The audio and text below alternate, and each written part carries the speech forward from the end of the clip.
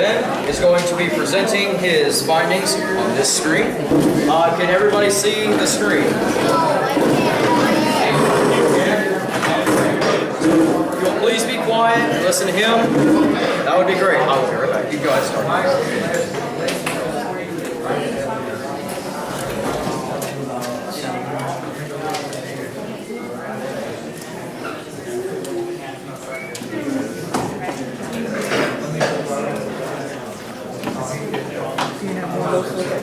Yeah, that's what I've got to pull up right now. I don't have the room for their answers. That's their job.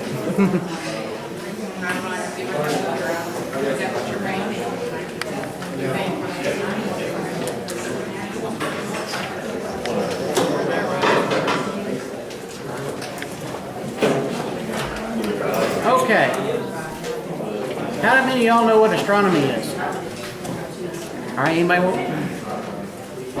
Give me an answer. Astronomy is when you look up at the stars. Okay. What specifically are you doing when you're looking at the stars? Studying what? Constellations. Okay. What about the stars do you think you study? You do that. What else?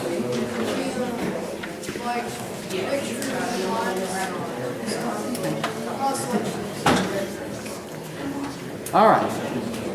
Astronomy is of course, thank you, is the study of stars, planets, and everything out in space. There are several different ways to do astronomy. Visually, using radio telescopes to study radio waves, and actually getting out in space and studying it. We're going to, in this group, mainly focus on visual astronomy because that's what's easiest for us to do, because radio telescopes are expensive and there's not very many around here. There's no cheap tickets to the space right now, so that's out. So, when we study astronomy, we're looking at various objects in space. Some of them, y'all mentioned stars. What are stars? Okay. Gas. Okay. What kind of gas? Anybody know? What are they made of? I want to say hydrogen. All right. Somebody said flammable. Now that's, while it is flammable, stars don't burn it. What do they do with it? Is it fission or is it fusion? Who said fusion? Michael said fusion. Okay. Yes, it is fusion. What is fusion? It has something to do with particles. Fusion is joining. Is it a collision with two particles? Say that again. Fusion is joining and fission is separating, right? Stars use fusion. They turn hydrogen into helium, helium into carbon, carbon into iron. And then past iron, they're not capable of fusing anymore. Burn out. And when you say flammable, yes, hydrogen burns, but the amount of hydrogen needed to keep a star alive for as long as, like our star has been alive, is, to use a pun, astronomical. There's so much more energy in fusion than could ever be released in the process of just burning hydrogen. And what would you burn it with? There's not enough oxygen, because you actually have to, part of the process of going from hydrogen to carbon is you create oxygen. All right. What I want to go now that we've covered some of the basics, let's. I want to give you a little preview of what my organization does.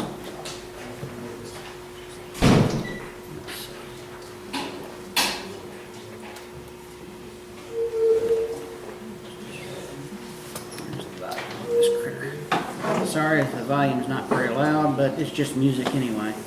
Let's see. We forgot our speakers.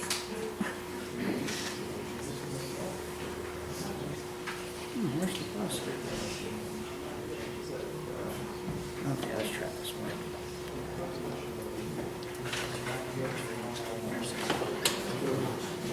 We can talk to them like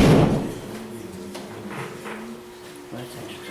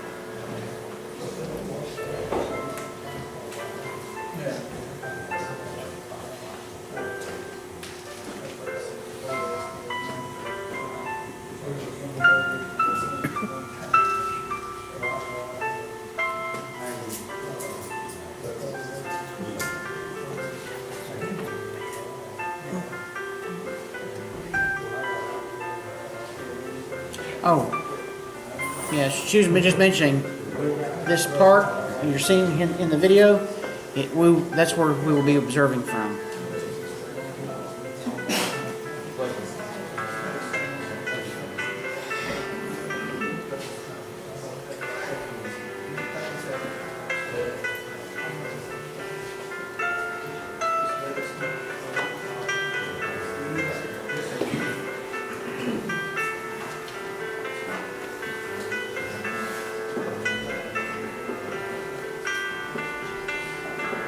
that's the Orion Nebula. It's the eagle. No one can see it though. That's a Swan Nebula.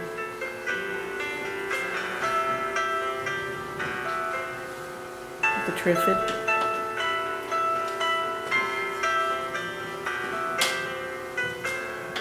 The Ring Nebula, that looks like a donut.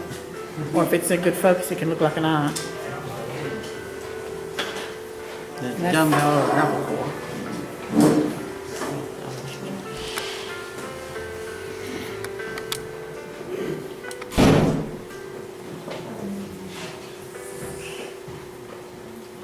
Now he's going to show you some galaxies. Sculpture. Andromeda.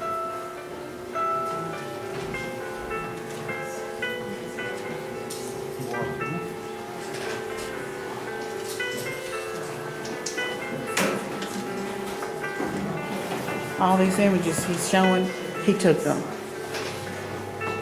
Yeah, most during the summer, a lot of this you can actually see while we're out there. If we stay up late night, we might be able to see some while we're out there that night.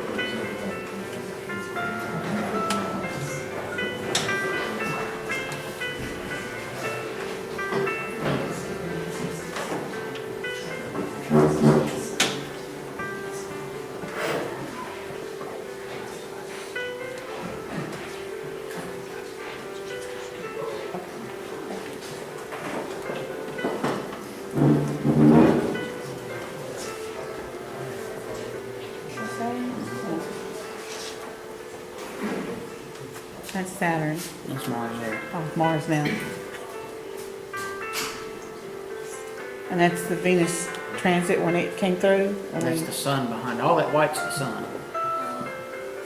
And there's, you see, if you, probably hard to see, but there's some actual solar flares on the edge of the sun there.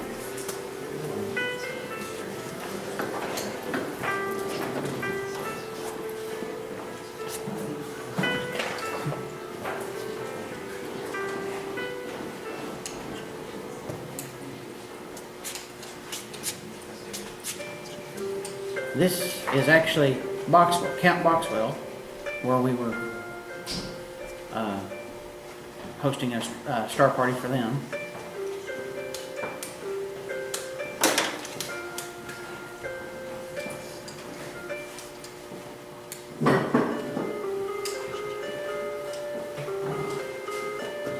They're actually looking at the sun in that image.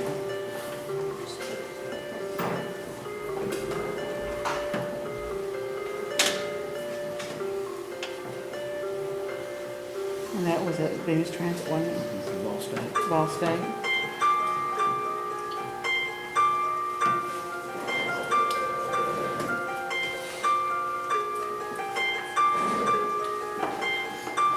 Are any of y'all gonna watch the lunar eclipse, the 15th? Really? Mm-hmm. Sweet. A solar eclipse? No, Lunar. lunar. Oh, It's gonna be a total lunar eclipse. what's a lunar eclipse? It's where the full moon gets into Earth's shadow, and it you can still see it, but it gets an eerie reddish to pinkish color. I've never seen one. The catch is it's going to occur at 12 a.m. on the 15th. Is the 15th a weekend? No, it's Tuesday. Tuesday.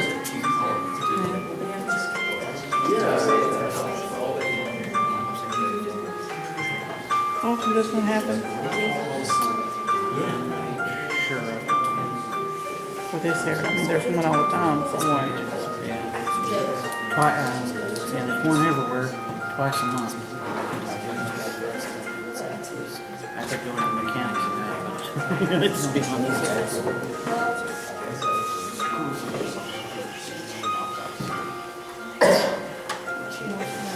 It's Carol.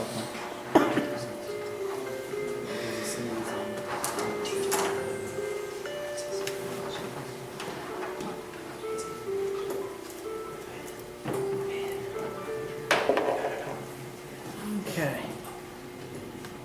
All right. Now that you know a little bit more about what we do and how, let's move on to working on some of this astronomy.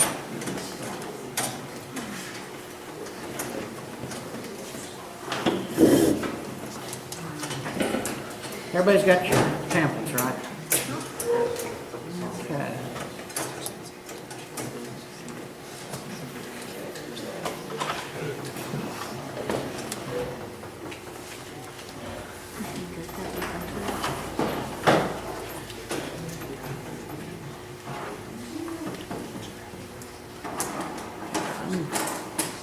What I'm going to do is I'm going to cover. Let's discuss question requirement 2, where they about light pollution. We're going to cover that.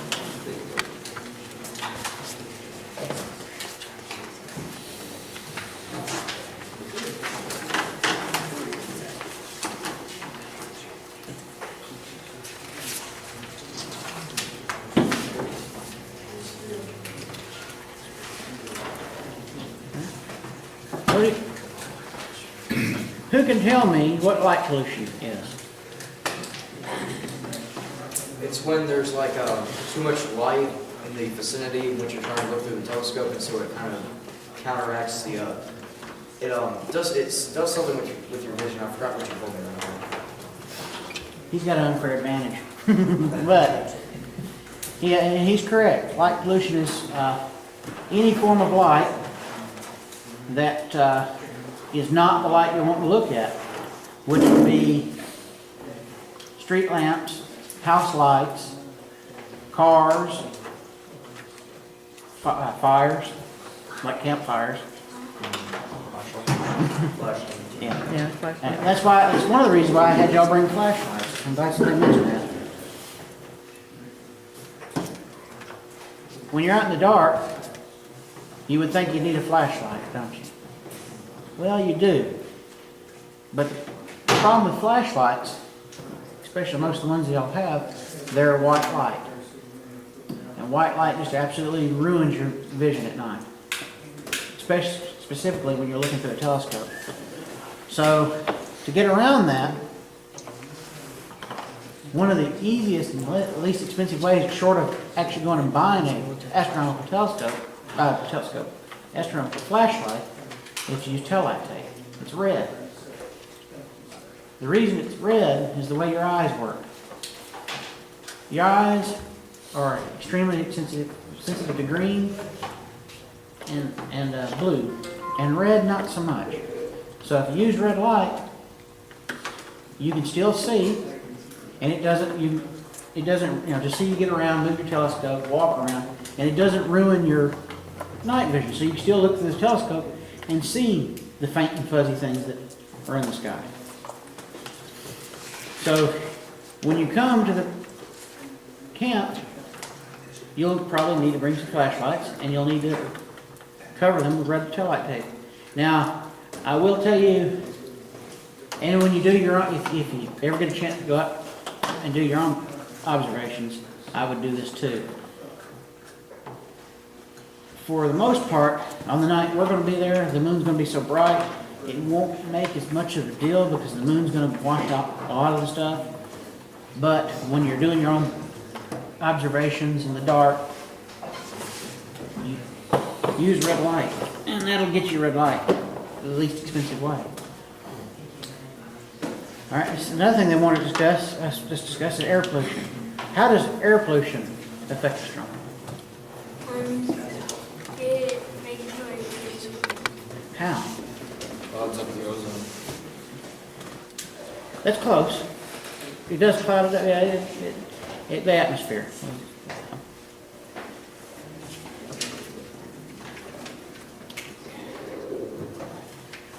So, as you can see, there's a lot of things that affect astronomy. Some of them we can control, like light pollution. We can control that, air pollution. So keep in mind, you want to stay away from as much light as possible, and try to stay away from, like smoke and all that. That's why we go to, like when I go, if I'm going to go out and somewhere, I go to a state park way away from city light stuff to get good images.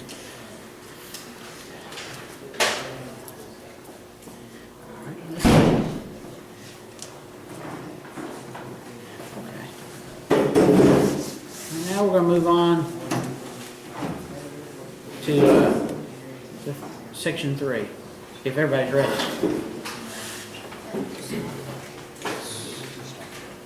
Anybody else got any questions about section 2?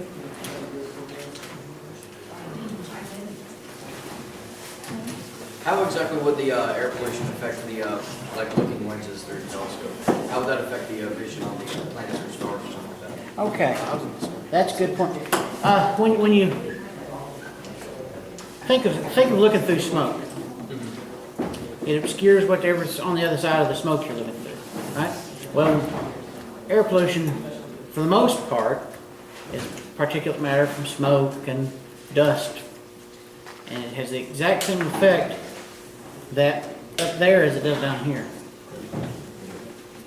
And not only will it dim the views, but it can also can make the colors look different. It can make them hard to focus on. There's, you know, it really wreaks havoc with viewing.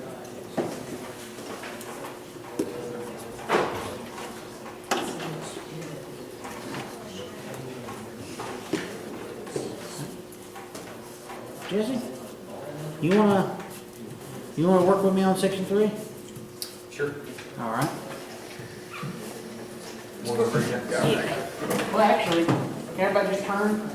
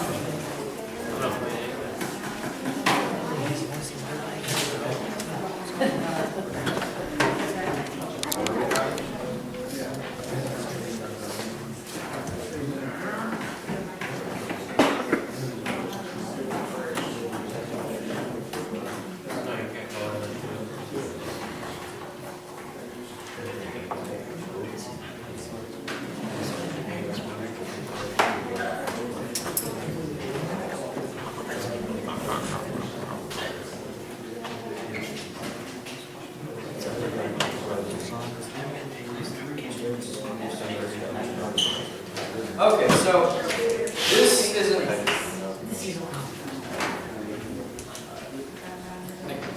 This is an astronomical telescope.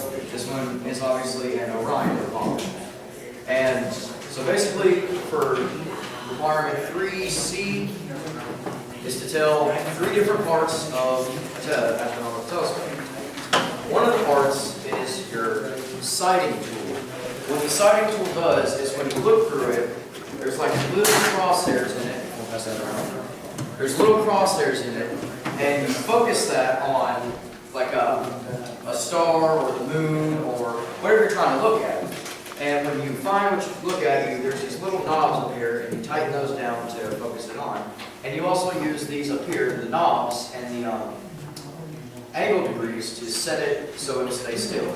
This is the counterweight, of course, so it won't like lean forward too much, and you don't have to hold it right there. If you move, it'll mess it up.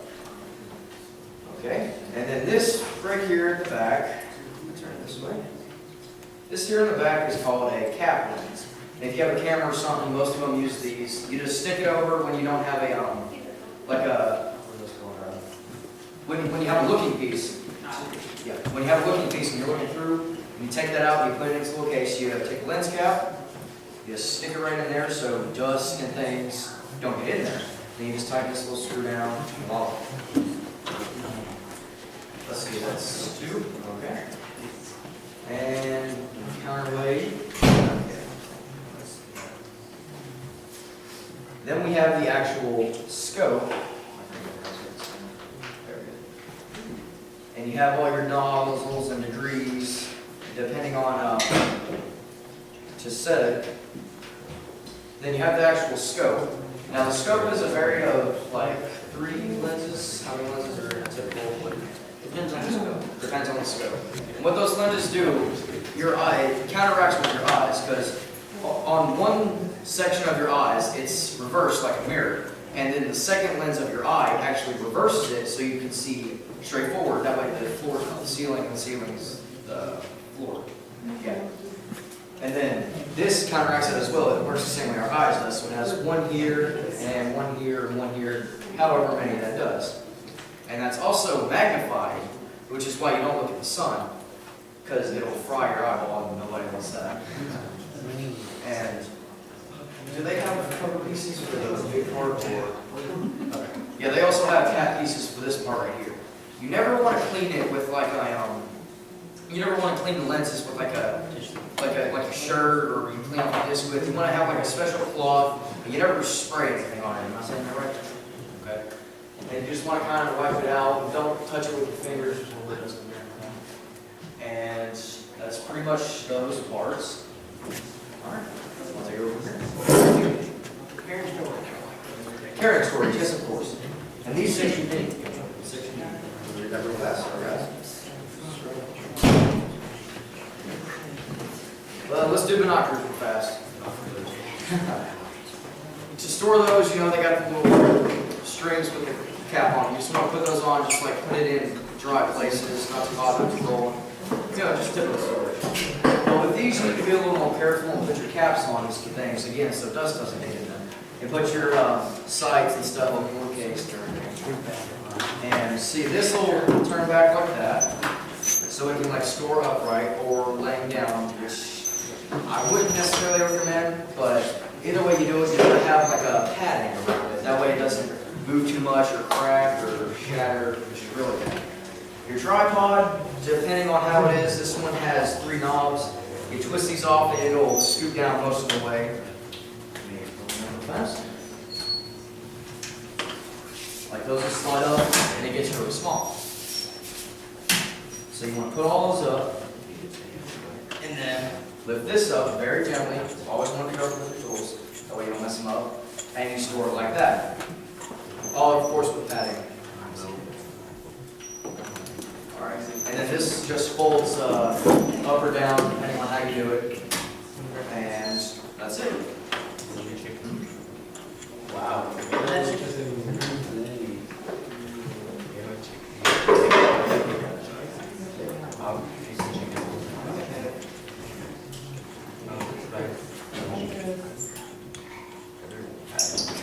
I'll just straighten that back up. That's the basics of it. Now we'll cover more when we get out in the field. I didn't, without any other telescopes here, and that being his scope, I wanted him to cover that.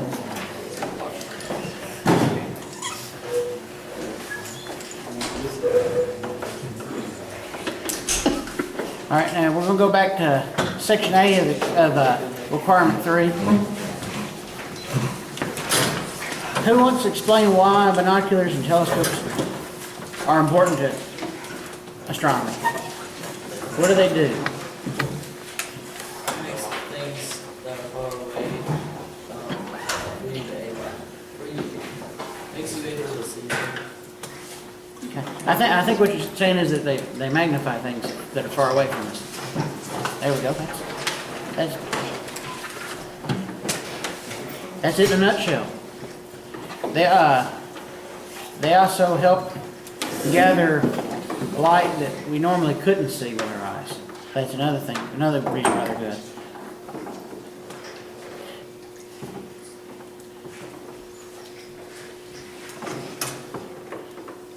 Okay. How many of y'all know what a radio telescope is? Is it a telescope that reads radio waves? Mm-hmm. Perfect. And why would you use a? Does anybody know why you would use a radio telescope?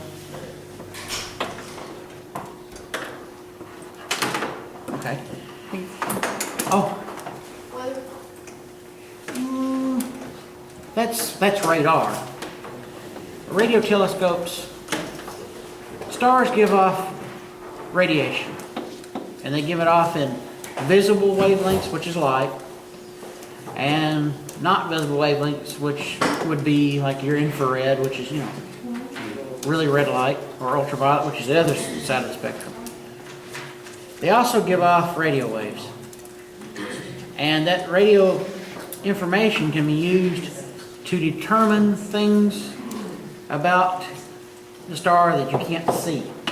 And you can also, there's also some stuff that we can't see that give off radio frequency that without the radio telescope we would never know it was there. Now, a radio telescope, who can guess or may even know how a radio telescope would be different from something like that? Yeah, most are a lot bigger. But anything else that you think might be different about it?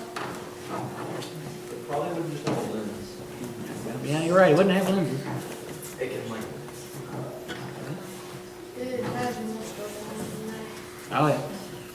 Radio telescope would have an antenna, like something similar to what you have in a car radio. To be honest, because actually